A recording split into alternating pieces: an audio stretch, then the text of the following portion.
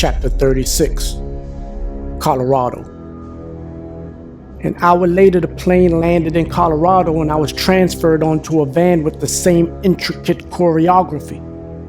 I was then taken to the Inglewood, Colorado prison because it supposedly had a Youth Act program. But of course it didn't. The program ended in 1984, 5 years before I got there.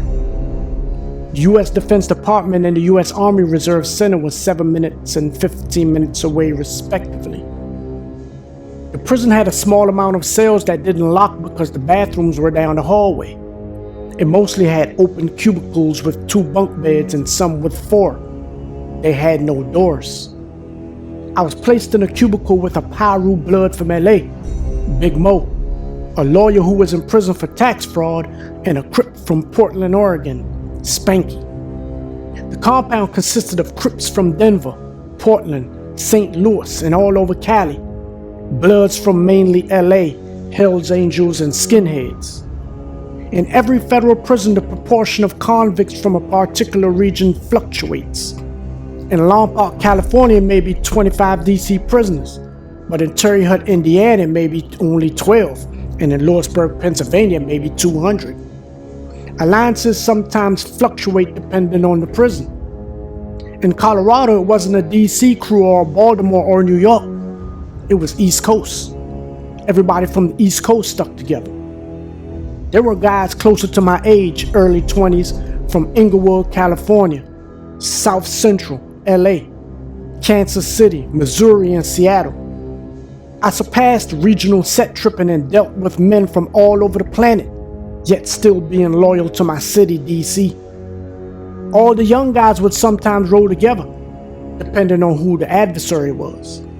I got to know their cultures and they got to know ours. I taught them about go-go music, Madness and Hugo Boss clothing, BBS and hammer rims, piped interiors, lambskin levers, and Gucci gold links. I even taught them our slang.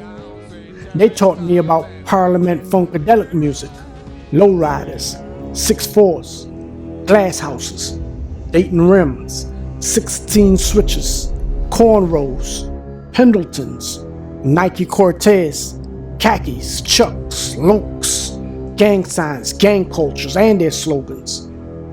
I was already somewhat familiar from traveling to LA and listening to NWA, King T, and Ice-T, but learning of it firsthand was a lot more exciting for a teenager.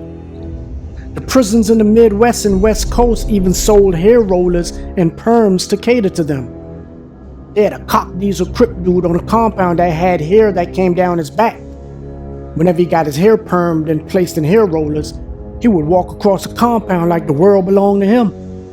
To everyone from the East Coast, it was hilarious. But on the West Side, it was serious. I actually knew dudes from the West Coast and Midwest that were jealous of his perm. I understood the lore of gang culture and the brotherhood that came with it. To a certain extent, we could be somewhat considered to be in gangs also, but we didn't ally with others based on a flag or an ideology. We allied based on friendship and even kept that to a minimum.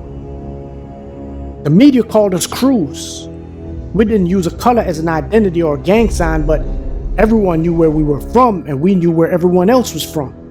We also knew who was allies with who and why. Plus, we repped our block whenever we went, not unlike a gang. I was from First and Kennedy, Northwest, but had allies in every corner of the city. Crip and Blood was their thing. We had our own thing, and we weren't followers.